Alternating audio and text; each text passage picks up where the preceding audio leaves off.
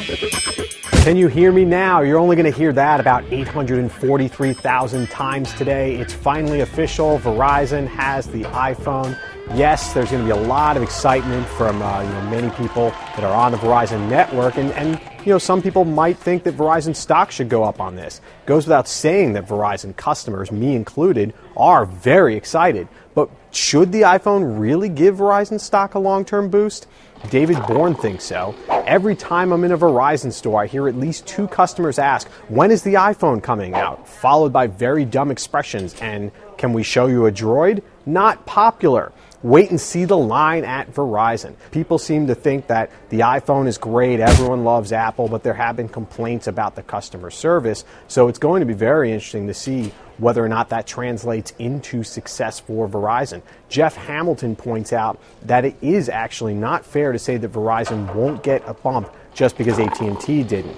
The reason AT&T's stock is unaffected by the iPhone is because they have a spotty network and poor customer support. They've been sliding downhill for years now. AT&T, in the 4 years that they've had the iPhone, about 4 years now, their stock really hasn't done much. You can't really totally blame it on their customer service. So who knows what would have happened to AT&T stock if they didn't even have the iPhone. It could even be doing worse.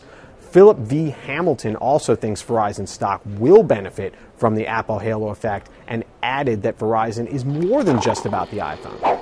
I think you're underestimating the number of AT&T customers who are going to jump ship when they can get the same platform on a better network. Meanwhile, Verizon stock has and will remain a story about the Google Android software. A lot of people on AT&T, despite some financial hit that they might have to take, could in fact dump AT&T and go to Verizon now that Verizon will have the iPhone. How much remains to be seen. And another good point about Android. Clearly the smartphone market is not all about Apple anymore. Google's Android system is very compelling, and you have a lot of phones from the likes of Samsung and Motorola Mobility that are pretty popular as well. Keith Nickley is also an Android fan, and he pointed out that Verizon may be getting the iPhone too late. I doubt the iPhone will do much of anything. Yeah, it may have started the whole smartphone craze, but Android is beginning to really show that there are things much better than the iPhone. I dumped my iPhone last month for a Droid X. I'd be very curious to see if iPhone sales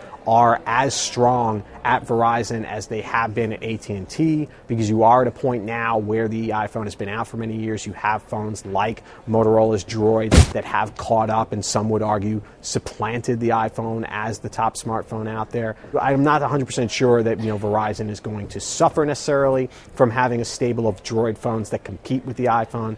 If anything, this is probably bad news for the carriers that still don't have the iPhone. So companies like Sprint, Nextel, and T-Mobile owned by Deutsche Telekom, they're the ones that probably will stand to lose the most from this, not AT&T necessarily.